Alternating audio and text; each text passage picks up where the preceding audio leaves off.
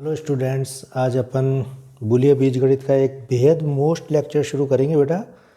और बूलिया बीजगणित में जो अभी तक अपन ने क्वेश्चंस वगैरह किए हैं ना, तो ये एक्चुअल में अपन बूलिया बीजगणित में कुछ ऐसे एक्सप्रेशन होते हैं जिनमें अपन डीएनएफ और सीएनएफ फॉर्म निकालते हैं। ठीक है, क्वेश्चन इस तरह से आता है एग्ज़ाम में कि दिए हुए क्वेश्चन की अपन डीएनएफ फॉर्म ज्ञात करो या सीएनएफ फॉर्म ज्ञात करो। तो उसके लिए कुछ तैयारियाँ आपने को करनी पड़ेंगी शुरुआत में, और वो मैंने कुछ चीज़ें लिखी हैं। जैसे अक्षर किसे कहते हैं, लिटरल, ठीक है, इंग्लिश में बोलते हैं। तो कभी ये शॉर्ट नोट्स में भी आ जाए तो बूलिया बीजगणित बी के किसी चर, जैसे कोई भी बूलिया बीजगणित बी है तो उसका कोई भी वेरिएबल किससे डिनोट होता है, एक्स से। तो और उसका जो कॉम्प्लीमेंट है वो किससे डिनोट होता है, एक्स डैश से। तो वो कहता है कि ये एक्स और एक्स डैश ये क्या कहलाते हैं, बूलिया बीजगणित बी के लिटरल या अक्षर कहलाते हैं, तथा इसे कंबाइंड फॉर्म में अपन किससे व्यक्त करते हैं, एक्स स्टार से। तो ये कहता है बूलिया बीजगणित बी के किसी चर एक्स अथवा इसके पूरक एक्स डैश को बूलिया बीजगणित बी का अक्षर कहते हैं तथा इसे एक्स स्टार से व्यक्त करते हैं। ठीक है, इसी तरीके से वो उसके बाद एक नई डेफिनेशन लिखता है, और वो डेफिनेशन अपने लिए बेहद इम्पॉर्टेंट डेफिनेशन है कि न्यून पद किसे कहते हैं। ठीक है, तो न्यून पद की डेफिनेशन में लिख रहा हूँ आपको,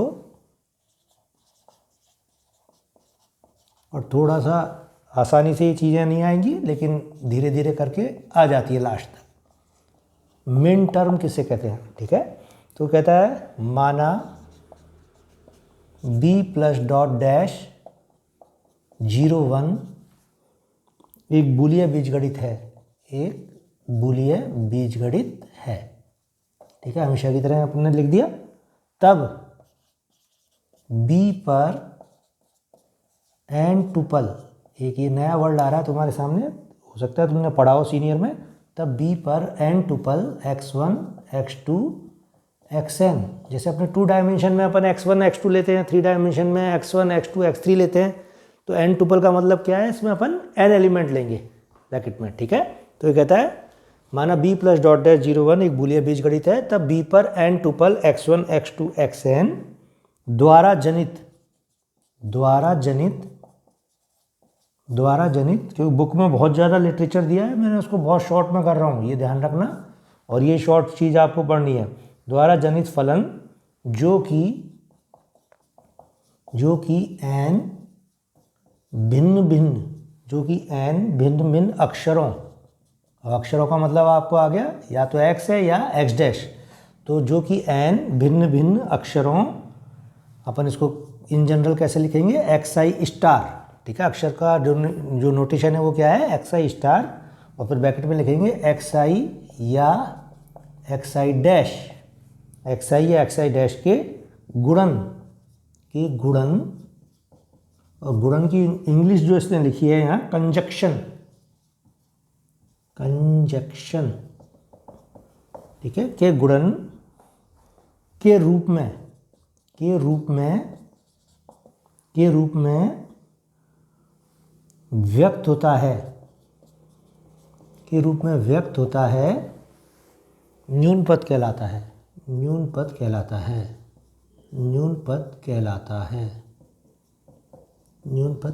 है, मिन टर्म कहलाता है। तो मिन टर्म की जो डेफिनेशन है वो किससे है, गुणन से है। इसका अपोजिट भी अपने को पढ़ना है, मैक्स टर्म, अधिक पद। और अधिक पद की जो डेफिनेशन होगी बिल्कुल सेम लिखेंगे अपन, माना b प्लस डॉट डैश 0 1 एक बूलिया बीजगणित है, तब b पर n टुपल द्वारा जनित फलन जो कि n भिन्न अक्षरों के योग, गुणन की जगह क्या लिख देंगे अपन, योग के रूप में व्यक्त होता है, वो अधिक पद कहलाता है। ठीक है, अब वो ये कहता है कि अपन जैसे इसको शॉर्ट में लिखें तो किस तरीके से लिखेंगे, इसके जो एग्जाम्पल के रूप में, कि न्यून पद का मीनिंग आपने समझ लिया कि कोई भी चीज़ जो कि गुणनफल के रूप में व्यक्त की जाए उसको न्यून पद के रूप में अपन ने बताया है। अब वो कहता है उदाहरण के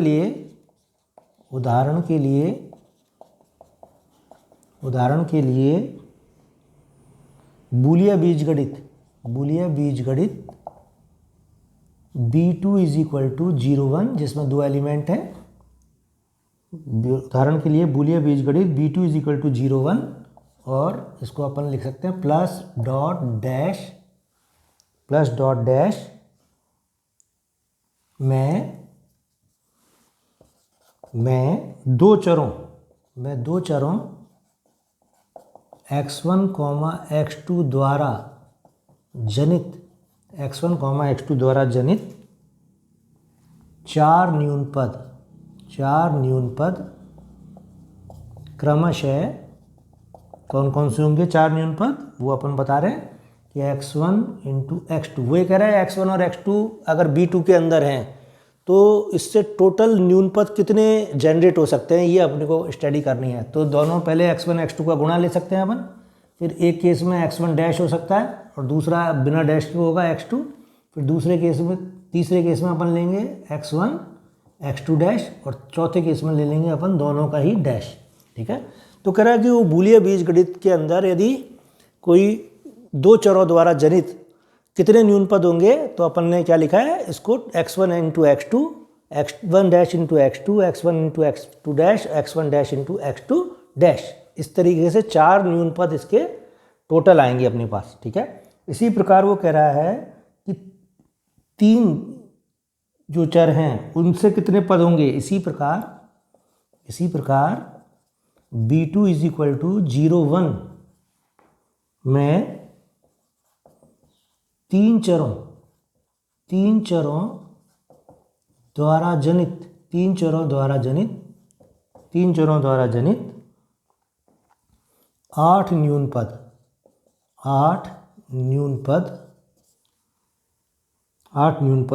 क्रमशः कौन कौन से होंगे, वो मैं बता रहा हूँ आपको कि पहले तीनों का गुणनफल कर लो सिंपल। कि अगर वो कह रहा है B2 में अगर अपन तीन चर हैं तो उसके द्वारा आठ न्यूनपद होते हैं, और वो आठ न्यूनपद कैसे आएंगे, वो x1 x2 x3, फिर आप x1 डैश लगा दो, x2 x3, तो एक पे डैश लगा दो, फिर x1 x2 डैश x3, फिर x1 x2 x3 डैश। भाई वो कहता है कि कोई भी चर क्या हो सकता है, या तो x या x डैश। तो तीनों चर अपन ने पहले गुणनफल ले लिया, फिर एक चर का पूरक इंटू दो चर का गुणनफल, फिर इसी तरीके से डैश को घुमा दिया। अब दो चर घुमाएंगे, दो डैश वाले x1 dash x2 dash x3, फिर x1 dash x2 x3 dash और x1 x2 dash x3 dash. तो टोटल कितने हो गए, 1 2 3 4 5 6 7, और लास्ट में अपन क्या कर सकते हैं, इसको तीनों पे डैश लगा दो। इसके सिवाय अगर आप कोई भी डैश लगाने की कोशिश करोगे तो इन आठों में से ही कोई चीज़ आएगी। ठीक है, तो ये कह रहा है कि न्यूनपद का मीनिंग बेसिकली क्या है, गुणनफल है। ये मैं समझाना चाह रहा हूँ तुम्हें, लास्ट में अपन यही निकालेंगे बेटा कि जो न्यूनपद है अपन ने वो किस रूप में पढ़े, ये आपको आनी चाहिए। ठीक है, फिर अपोजिट में मैंने आपको पहले ही बता दिया क्या पढ़ना है, अधिक पद में भी सेम चीज़ आएगी बिल्कुल वहाँ, लेकिन क्या लिखेंगे अपन, प्लस की फॉर्म में। ठीक है, तो अभी मैं उससे रिलेटेड चीज़ नहीं ले रहा हूँ, वो आपको अपने आप ही करनी पड़ेगी ये मानना। और फिर एक थ्योरम मैं इस पर करा रहा हूँ कि किसी बूलिया बीजगणित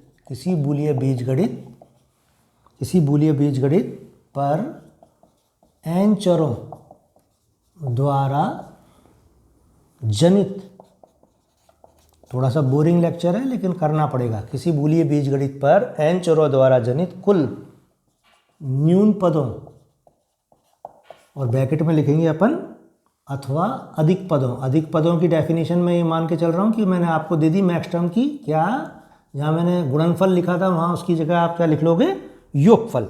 ठीक है, तो किसी बूलिया बीजगणित पर n चरों द्वारा जनित कुल न्यूनपद अथवा अधिक पदों की संख्या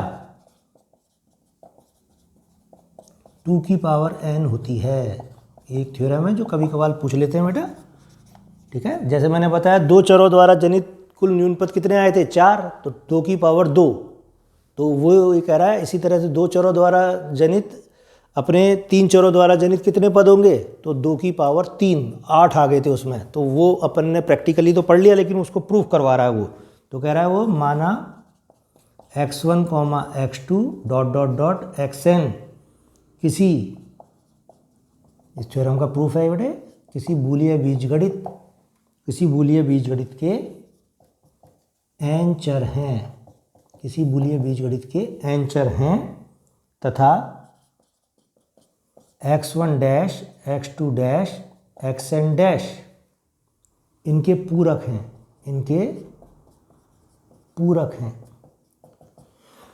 वो कह रहा है किसी बूलिय बीजगणित पर n चरों द्वारा जनित कुल न्यून पदों की संख्या कितनी होती है, 2 की पावर n। और उसके लिए अपन ने क्या लिखा, माना x1 x2 xn किसी बूलिय बीजगणित के n चर हैं और x1 dash x2 dash xn dash इनके पूरक हैं। ठीक है, फिर वो कहता है n चरों द्वारा जनित, n चरों द्वारा n चरों का एक, n चरों का एक, ये लिख लो आप, n चरों का एक, n चरों का एक न्यून पद, n चरों का एक न्यून पद, ब्रैकेट में लिखो, जब भी न्यून पद ले रहे हैं तो अधिक पद भी चलेगा साथ में, अथवा अधिक पद, n चरों का एक न्यून पद अथवा अधिक पद प्राप्त करने के लिए प्रत्येक अक्षर, अभी मैंने आपको बताया कि अक्षर क्या ले होता है, या तो x या x डैश, तो कहता है कि n चरों का एक न्यून पद अथवा अधिक पद प्राप्त करने के लिए प्रत्येक अक्षर 2 मान ले सकता है, 2 मान ले सकता है। कौन से 2 मान होंगे, या तो x या x डैश, ठीक है, ले सकता है xi या xi डैश। इन जनरल वे में क्या लिखेंगे अपन, 2 मान ले सकता है xi या xi डैश। ठीक है, और फिर उसके बाद वो ये कहता है कि जैसे ये 2 मान ले रहा है, अतः गुणन नियम से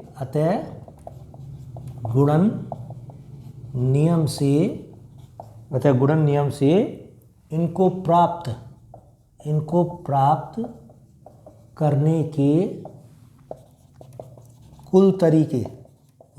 करने के कुल तरीके कितने होंगे बेटा, वो होंगे 2 गुणा 2 कितनी बार लिखेंगे अपन, n बार, और इसका मान आ जाएगा 2 की पावर n। तो एक बोरिंग थ्योरम है लेकिन करनी है, कभी कभार एग्जाम में आ जाती है, पहले ही बता दे रहा हूँ मैं, और आती है तो फिर बच्चे नहीं कर पाते हैं। कि माना x1 x2 xn किसी बूलिय बीजगणित के n चर हैं, x1 dash x2 dash xn dash इनके पूरक हैं, तो n चरों का एक न्यून पद, ब्रैकेट में क्या लिखा, अथवा अधिक पद प्राप्त करने के लिए प्रत्येक अक्षर 2 मान ले सकता है, xi या xi डैश, अतः गुणन नियम से इनको प्राप्त करने के कुल तरीके क्या होंगे, 2 गुणा 2 n बार, यानी 2 की पावर n। ठीक है, तो ये चीज़ जो मैंने आपको कराई है, ये इसका थ्योरम का प्रूफ है। अब इसके बाद वो ये कहता है कि ये थ्योरम भी अपन ने कर ली, अपन ने क्या क्या पढ़ लिया, न्यून पद पढ़ लिया, न्यून पद का अपोजिट अधिक पद आप किताब से स्वयं करेंगे उसी लैंग्वेज में, या तो जो मैंने बताई है उसमें गुणनफल की जगह योगफल लिख लेना। ठीक है, अब इसके बाद वो ये कहता है जो अपने को मेन चीज़ पढ़नी है वो है वियोजी प्रसामान्य रूप। ये कंफ्यूजिंग चीज़ें हैं, ये एक तो है वियोजी और एक है, हिंदी में बोलते हैं उसको, जो दूसरी चीज़ को संयोजनीय प्रसामान्य रूप। तो एक तो वियोजी प्रसामान्य रूप है, और वियोजी प्रसामान्य रूप की जो इंग्लिश है वो क्या है, डिसजंक्टिव नॉर्मल फॉर्म। याद नहीं करनी अपने को शॉर्ट में, और डीएनएफ, बस अपने को इससे मतलब है डीएनएफ से। ठीक है, वियोजी प्रसामान्य रूप मतलब डीएनएफ, संयोजनी प्रसामान्य रूप मतलब सीएनएफ, और ये अब अपना रामबाण है, इसको अपने को पढ़ना है। ठीक है, तो क्या डेफिनेशन है इसकी, बूलिय बीजगणित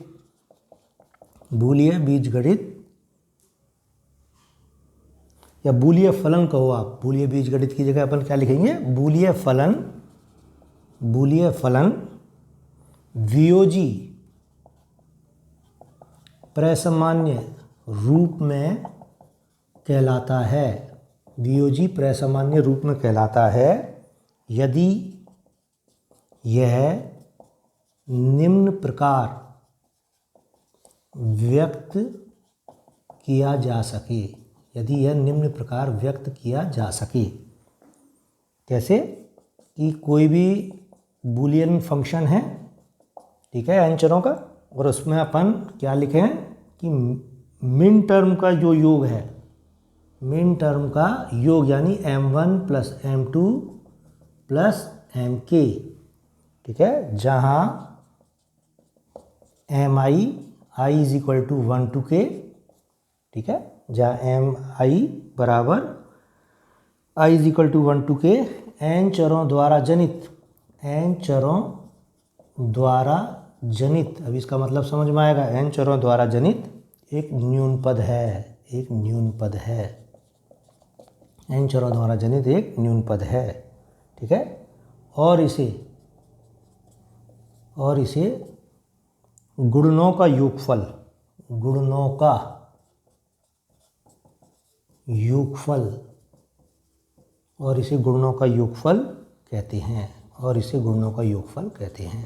तो ये डेफिनेशन आपको ध्यान रखनी है बेटा कि बूलिय फलन वियोजी प्रसामान्य रूप में कहलाता है यदि यह निम्न प्रकार व्यक्त किया जा सके कि कोई भी n चरों का फलन है तो वो क्या है, ये m1 का मतलब यहाँ पर गुणनफल होंगे x1 x2 xn, अब बीच में डैश भी आ सकता है। इसी तरह से m2 में भी क्या है, कोई डैश किसी और जगह हो सकता है, सारे डैश के साथ भी गुणनफल होंगे, लेकिन ये n चरों के ही होंगे।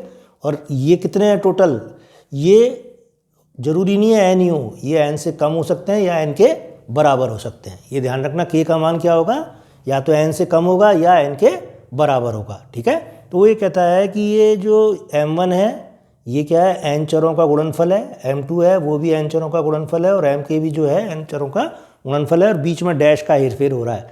तो गुणनफल का योगफल क्या कहलाता है बेटा, DNF। तो कोई भी जो अब तक अपन ने सारी चीज़ें करी हैं, अब निचोड़ पे आओ, या अपन ने जो क्वेश्चन करे उनमें आप पहले उस बूलियन एक्सप्रेशन को सरल करोगे और फिर उसको इस फॉर्म में लाओगे उस एक्सप्रेशन को कि वो गुणनफल का क्या आ जाए, योगफल। और इसका उल्टा क्या होता है, CNF, संयोजनी प्रसामान्य रूप। वहाँ डेफिनेशन क्या लिखोगे, बूलिय फलन संयोजनी प्रसामान्य रूप में कहलाता है यदि वह निम्न प्रकार से व्यक्त किया जा सके। तो स्मॉल m1 की जगह तो मैक्स टर्म करोगे तो कैपिटल M1 आ जाएगा, यहाँ कैपिटल M2 और यहाँ कैपिटल MK।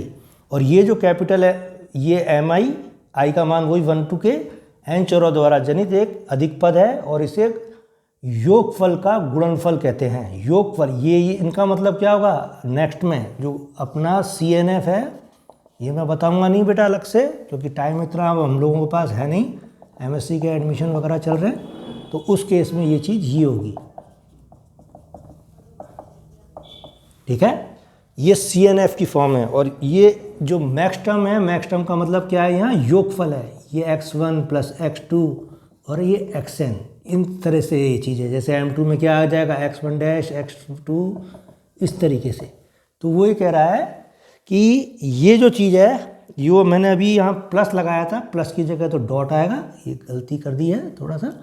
तो ये जहाँ प्लस है वहाँ तो डॉट आ जाएगा, ठीक है, और जहाँ स्मॉल है वहाँ कैपिटल आ जाएगा, और ये जो गुणनफल है वो उसकी जगह क्या आ जाएगा, योगफल। तो योगफल का गुणनफल क्या कहलाता है, CNF फॉर्म कहलाता है, ठीक है। तो ये चीज़ आपको ध्यान रखनी है, ठीक है। तो CNF फॉर्म आपको निकालनी सिखा दी मैंने, DNF फॉर्म सिखाई नहीं अभी, सिर्फ इनकी डेफिनेशन दी है। अब नेक्स्ट लेक्चर में मैं DNF फॉर्म और CNF फॉर्म कैसे निकालते हैं इस पर एक क्वेश्चन करेंगे बेटा, और फिर वो मैं आपको सिखाऊंगा, ठीक है।